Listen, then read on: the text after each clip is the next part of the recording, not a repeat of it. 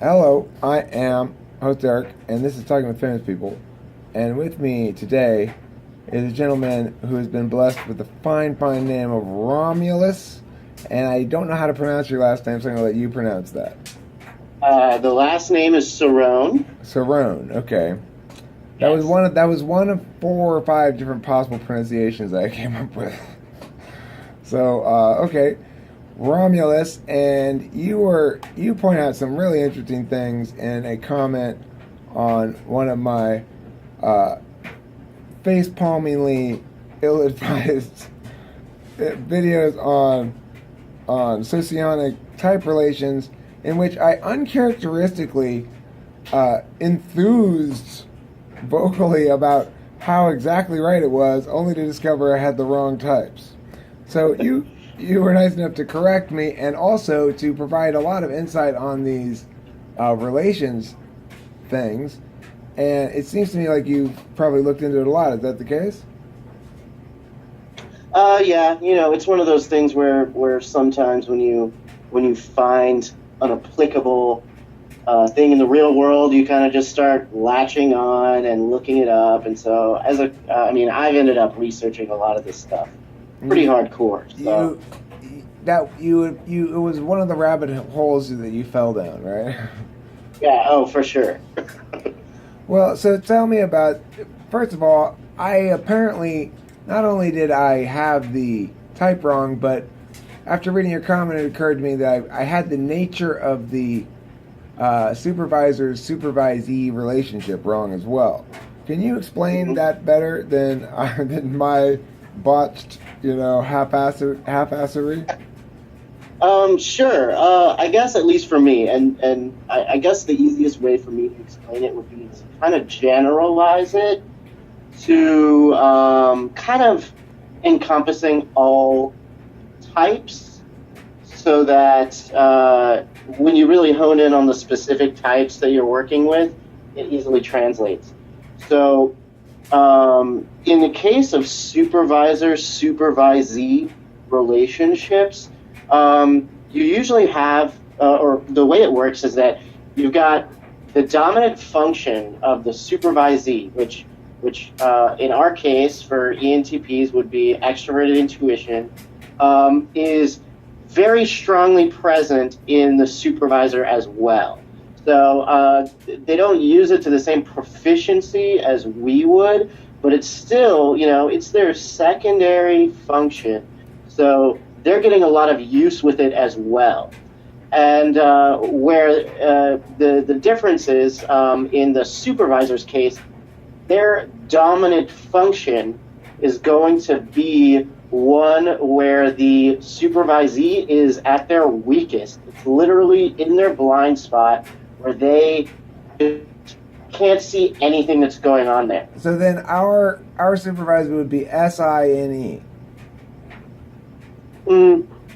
Or would it be SI? It would be FI. No, I'm sorry. Would it be FINE?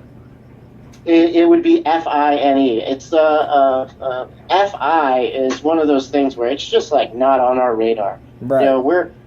We're not in tune with how we feel about things at all, unless there's some really, really, it's a big one. Like it's just something Right. that really hits you for whatever reason. Have you had the experience of the delayed feeling? And it can be delayed by several days or more, even sometimes. Oh yeah, most definitely. Yeah, it's weird, huh? And I've determined that I think the feeling happens when I come upon finally the exact right set of words that expresses the actual feeling that I'm not even experiencing. Yeah. Oh, and that's actually a really great way to describe it, because it kind of puts into perspective why the supervisor relationship feels that way. Because the INFP, which would be our supervisor in Myers-Briggs terminology, INFP. Okay, yeah, let's both agree to stick with that, okay? Because that's what everybody uses. Yeah. So INFP would be our supervisor. and they're using FI literally like all the time. It's top spot. It's it's as common or natural to them as our extroverted intuition. So these feelings of like just knowing the right words to encompass a feeling, great way of putting it, by the way, is what they're doing literally all day, every day.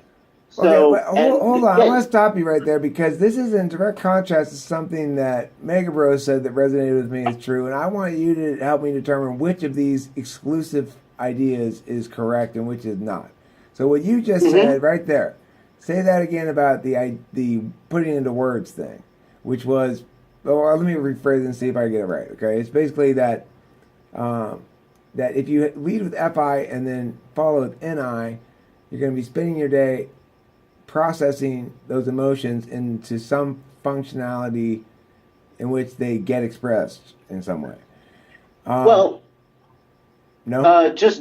but well, before we really get deep in it, I just wanted to point out, or at least in the INFP's case. See, I've done a lot of research on this, so I feel like I got the INFP down pat because this is like really important to me.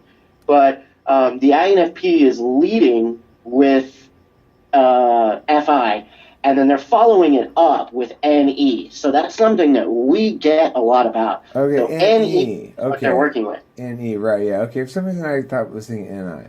But okay, cool. But one thing that Mega Bro said about FI was that it's fundamentally like wordless. That FE is good at words about emotions, and FI is good with wordless emotions in some sense. I'm not putting it as well as he put it, but basically he was saying, I translated it as FI experiences feelings in positive space and expresses them in negative space, whereas vice versa for FE. Actually, that makes a lot of sense to me.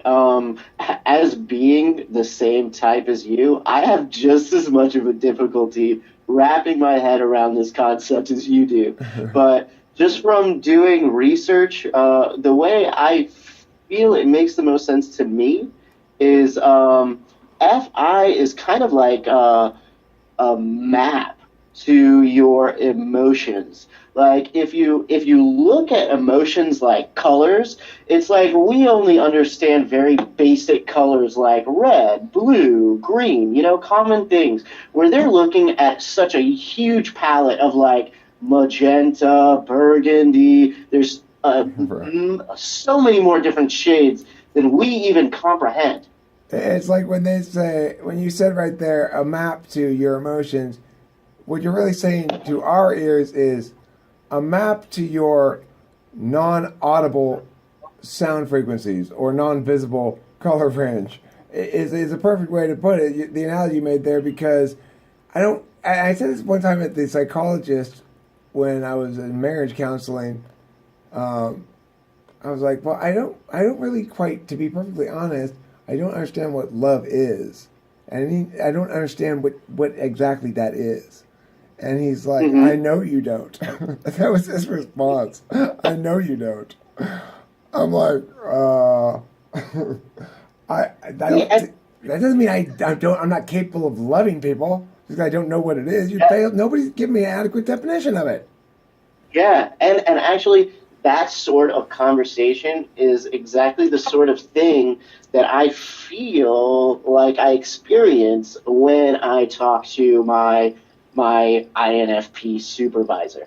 She's always coming to me saying things like, well, this is what's going on with you. You don't really understand what love is. And I'm like, I don't. I really need someone to explain that to me. Like, I'm just not getting it. And she's just sitting there looking at me like, I don't know why you don't get it. It's just like painfully clear and obvious. Yeah, I think here's a good response. Well, based on your inability to define it, neither do you. Yeah, but then at the same time, it's the same as I guess with our TI. like as we've discussed in comments before, I've been really trying to look at a combination between those two things because they are both very subjective functions. So, like, we can kind of meet on common ground because she has trouble communicating with the outside world because all this stuff is subjective. And we have an understanding of that with TI because it's the same reason we get in trouble with people that are like TE types where they'll say like, this is the way. And then we'll sit there and we'll look at things very subjectively and be like, no, like that is just not making any sense.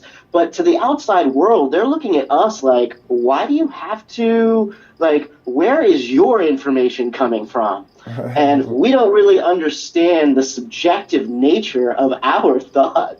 So, well, see, and I think that's why we default to,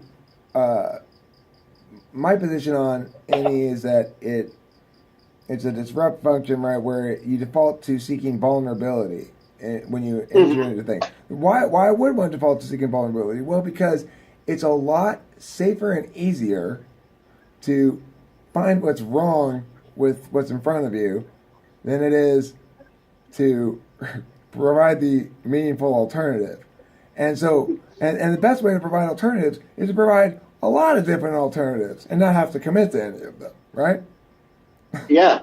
So that's the any TI way right there. If we go and we don't like it, well, we're not going to be like, no, we're advocating an opposing plan B.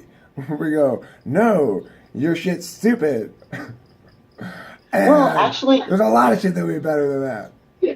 Well, honestly, I just stumbled upon this going down my rabbit hole, earlier this week, and to me, it was just like epiphany. I really got something from it, but I want to just real quick tell you or let you know about some or a resource that I've been utilizing a good amount.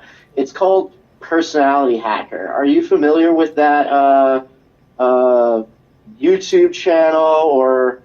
I am. I think I've watched maybe like one of their videos, and I think I've been to their website a couple times. I may have even made a video in response to their definition of introverted intuition. I think it was their definition. I mean, it's hard for me to remember exactly because I tend to throw up a lot of videos, But I think what makes them special?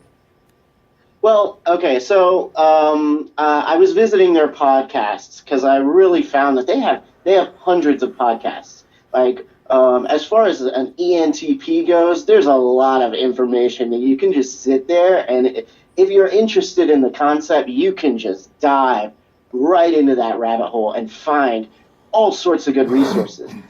So in one of the things that I was discussing to you on a previous video comment about the TIFI thing, I found that they had a podcast about TI and FI, comparing the two, which I was like, yes, finally, I've got a resource that I can like get into and just another resource. I've been trying to find stuff like this. So I immediately listened to the podcast. And one of the things, this is one of the main things I took out of it that I thought was really interesting. One of the main members of this podcast is an ENTP. So it makes it really easy for me, or I guess any ENTP, to really understand. But she gave an excellent aspect of introverted thinking that is something that as a user you would recognize, but you wouldn't really necessarily see it as something that other people don't have. And I'm going to tell it to you right now. But she was talking about as a TI user, you generally tend to have the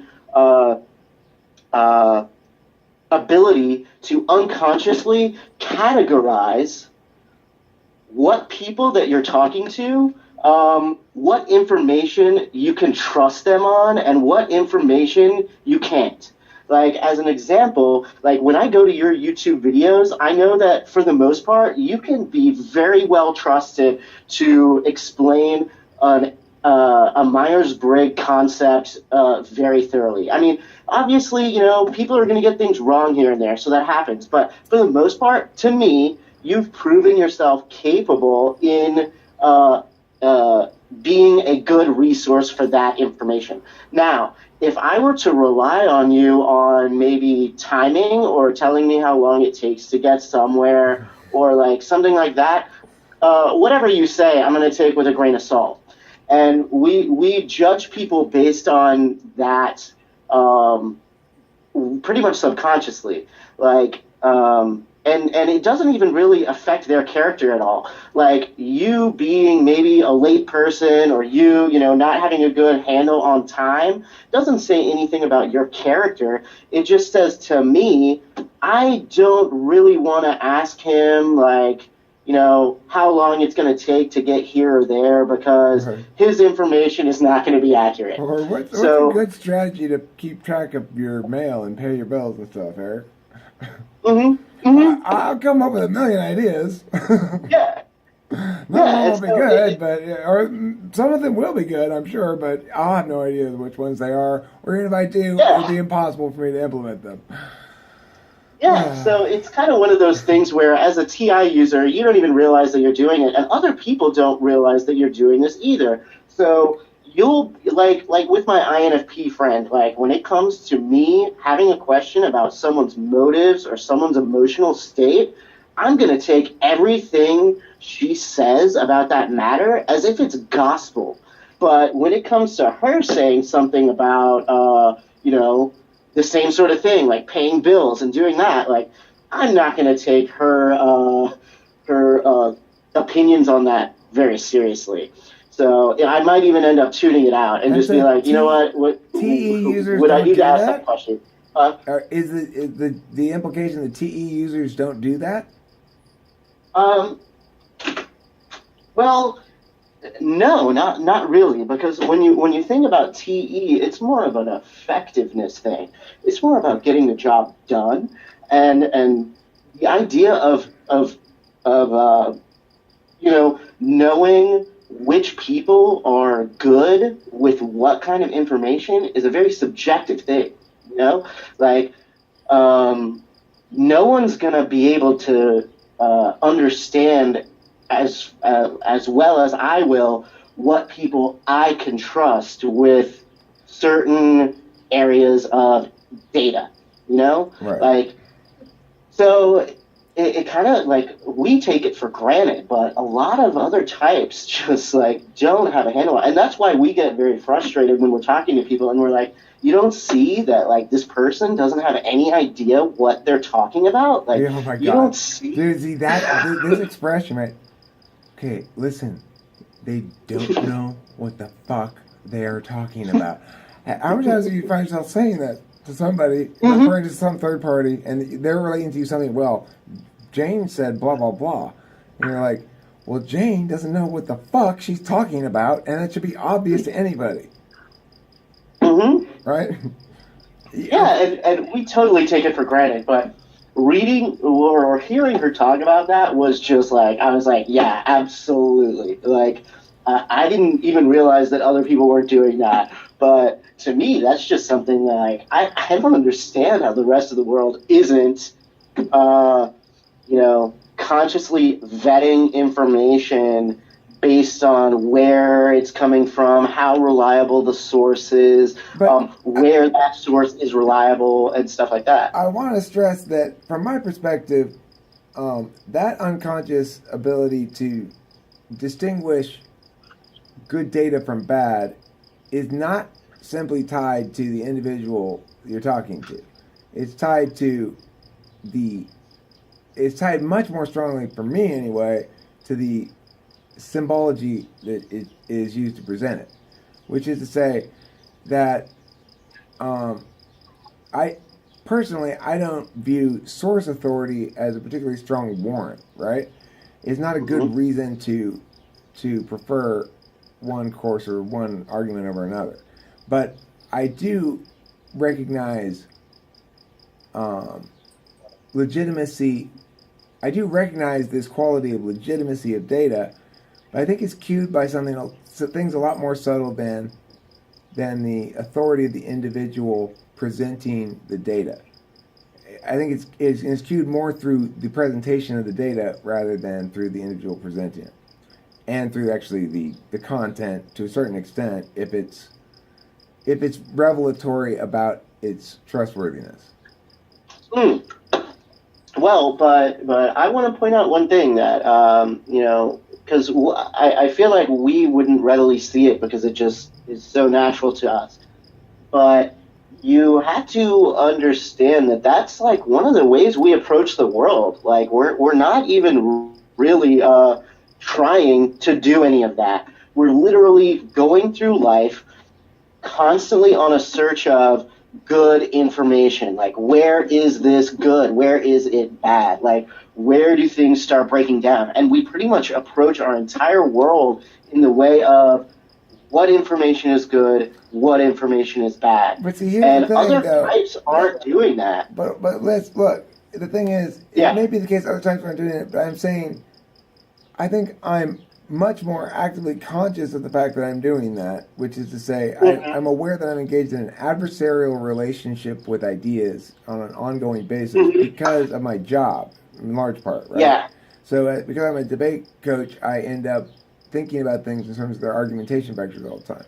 So for me, when we're talking, what you're talking about and what I'm talking about are different things to the extent that we're not disagreeing with each other at all, which is the quality of the sort of unconscious quality of processing the individuals you meet in terms of utility in general, I think, which is what ENTP does. Have you ever read on that socionics page the Uncovered, ENTP Uncovered? I don't believe I have. I may have stumbled upon it, but I don't quite recall. You gotta check it out sometime, because basically what the Uncovered pages are on that socionics page is like the most negatively interpreted description of the ENTP, right? Like if you were gonna try to piss an ENTP off and describe them accurately, how would you phrase everything, and how would you what adjectives would you use, and what would you dismiss, and what would you highlight, and stuff like that, right? So it's that basically, and that page says a couple of interesting things. One, it says that we basically, if it may seem that we like you a lot, but we want two things. We want you to like us, and probably, or we want something specific from you. Versus like totally self-serving, like douchebags, basically, and manipulative as hell. And is that underneath all the frivolity and playfulness is a cold, hard, logical mind, and that the exception is a few inner circle people, but they can be tossed aside easily enough if need be. Don't assume you're there for good, and like all that shit like that, So that sounds wonderful. Yeah, you gotta check it out. I love the negative shit, dude. I seek that stuff out. Yeah. Oh, that's hilarious. I'll probably check that out as soon as we're done here. Like, just, Oh, that sounds great. I find it extremely notable how different this conversation is than the conversation with Megabro, who is an MBTI INTJ. So, with that, he, like, I think it took a certain amount of screwing up his courage to talk to me, because he knew that the audio would be made public, and introverts have this weird thing about privacy. Have you encountered this before too? Well, see, I can only speak from my experience with INTJs, like more personally. Like we didn't like make videos or anything. I think if I ever tried that, it would not go well at all. But, I had a really good friend. He moved a while ago, but I had a really good friend who was an INTJ, and I think I have a pretty good idea of, like, how that conversation probably went down, and it's fun for both parties. Like I think it's mutually like kind of a beneficial style. But yeah, they definitely approach conversations in completely different ways. So I mean, anyway, our relationship is called identity in the yeah. socionics thing, right? Yeah, I would believe so. I haven't really researched anything other than supervisor enough to really just like be able to pinpoint it and call it out when I see it. But that makes sense. I definitely would think that this would be identity. I mean, we're reaching on a like there's no communication loss here at all. Like Right. it's just Yeah. yeah. This is how most of my conversations with random people go. They basically all go like this, right? I get them on. We finally get the audio figured out, which is usually step number one Yeah. that we got to go through. Yeah. And then we just start rolling into just straight up conversation about shit without any kind of like normalties. Like normally you'd say, Yeah. "Oh, who are you?" and like or something like that, some shit like that. But Mhm. it's one of the things I love about YouTube and the whole this whole thing is the fact Yeah. that we have people of shared interest, have a vehicle, a means to have good actual conversation about ideas. I mean, how high is your tolerance for banality in conversation? It's very low. Like it's actually kind of funny in my personal life. I feel like I'm a very extroverted person. I mean, I'm sure you probably read like on several places that quote the ENTP is the most introverted of extroverts. Like, have you ever heard that before? Yeah, I have.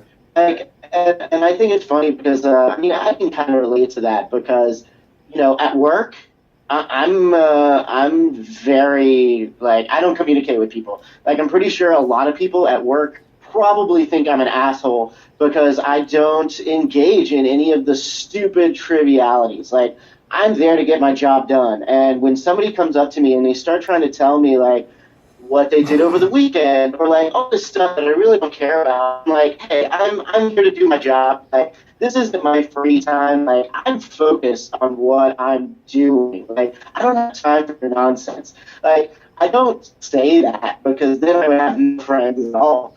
But definitely in my mind, I'm kind of like, hey, this isn't the time or place to be discussing like stupid BS. Like now, at the same time, if someone came up to me while I was at work and were like, hey, I got this crazy idea, and then they just go into some sort of like me thing, I'm definitely going to be there for that conversation. Right. Like I like work can definitely take the back burner. I am gonna jump right in there.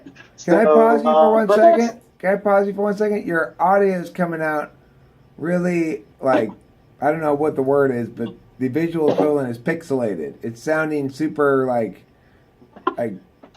pitch tony. So I'm afraid it's probably not getting picked up particularly well. Last few sentences there. But what you said for clarification, in case it didn't come out on the audio, was he was talking about how at work he's not going to be allow himself to be pulled away from work for banal conversations. But if somebody comes up and starts talking about some crazy nonsense, then he's probably going to drop that presentation he's working on right now or whatever. I don't know. What do you mind telling us what you do, or some general notion about it?